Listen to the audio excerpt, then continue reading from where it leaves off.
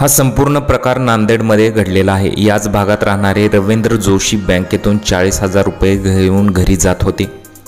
त्याचवेळी गेटजवळ त्यांना दुचाकीवरून आलेल्या दोघांनी अडवले। पुढे काय झालं पहा। चॅनलवरती नवीन असाल तर MM मराठी न्यूजला जरूर सबस्क्राइब करा। बाईक करून आलेल्या या दोघांनी रवींद्र जोशी यांच्याकडे असलेल्या पैशांची पिशवी खेचायला सुरुवात केली। पैसे लुटताना रवींद्र जोशींनी प्रतिकार केला।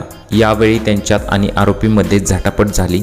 यात रवींद्र जोशी यांच्या हाताला एक आणि पायाला एक गोळी लागली।